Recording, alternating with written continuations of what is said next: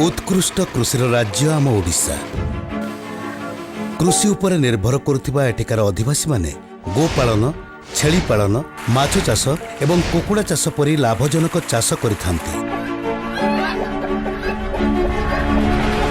कम खर्चरे अधिक लाभ पाइबा पई राज्यर चाषी भाई माने कुकुड़ा चाष प्रति आग्रह प्रकाश करुछंती। कुकुड़ा पालन राज्यर भूमिहीन नाममात्र क्षुद्र और मध्यम धरणर चाषी मानक पई एक अनुरूपक रोजगारर पंथा होइतबा बेले एहा पुष्टिहीनता दूर करिबा दिगरे सहायक होइछि, जहा ग्रामांचल रे प्रत्यक्ष और परोक्ष भावरे कृषि भित्तिक नियुक्ति सृष्टि करि पारिछि। राज्य में अंडा और मांसर बहुल मात्रा व्यवहार को दृष्टि रखी कुकुड़ा चाष पई प्रोत्साहन जोगाई दउछंती राज्य सरकार। कुकुड़ा अच्छे 30टा सार सरकार योजना जेनटा अच्छे डीडीएस से जोगाजोग करके लोन कली योजना केंथि पैसा मिलती सेटा भी हमें पाइछु। अंडा उत्पादन पई अंडा दिया कुकुड़ा और बतक पालन एवं मांस पई ब्रॉयलर और बतक पालन मध्य करा जाउछि। उभय अंडा और मांस पई घर अगणारे कुकुड़ा पालन मध्य करा जाउछि। वर्धित जनसंख्या एवं विद्यालय मध्याह्न भोजन को दृष्टि रखी दिन को समुदाय 80 लाख अंडार आवश्यकता थिबा बेले एबे उत्पादन हेउछि मात्र 57 लाख।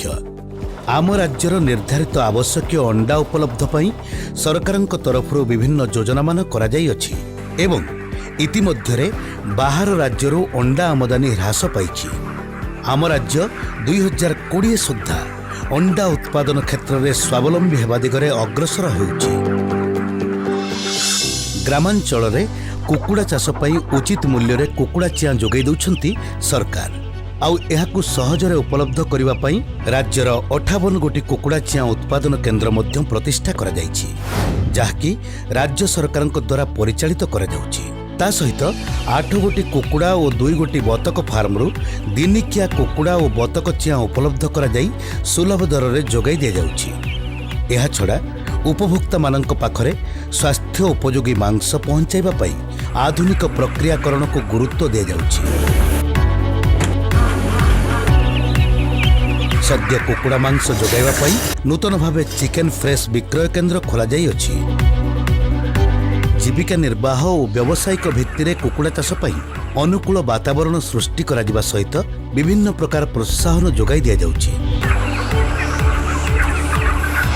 वर्तमान राज्य सरकार नूतन भावे सृष्टि होइतिबा मुख्यमंत्री कृषि उद्योग योजना रे कुकुड़ा चाष निमंते प्रकल्प मूल्यर 40 रु 50 भाग रिहाती व्यवस्था करिसेंती एवं इतिमध्यरे प्राय 105 कोटी व्यवसाय भित्तिक अंडा दिया कुकुड़ा फार्म प्रतिष्ठा होइछि और 70 लाख सामर्थ्य विशिष्ट लेयर फार्म प्रतिष्ठा करा जाई अछि।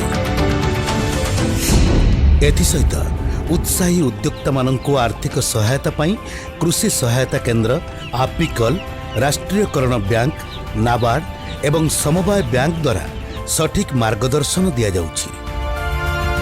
आम प्रिय मुख्यमंत्री श्रीयुक्त नवीन पट्टनायकଙ୍କ दूरदृष्टि संपन्न योजना माध्यम राज्य में कुकुड़ा चाष पई आज पर्याप्त सुजोग सृष्टि होइछि, जहा द्वारा अनेक भूमिहीन क्षुद्र और मध्यम धरणर चाषी रोजगारक्षम हेबा सह निज अंचल रही परिवारर सुख दुखरे भागीदारी होई पारिछंती।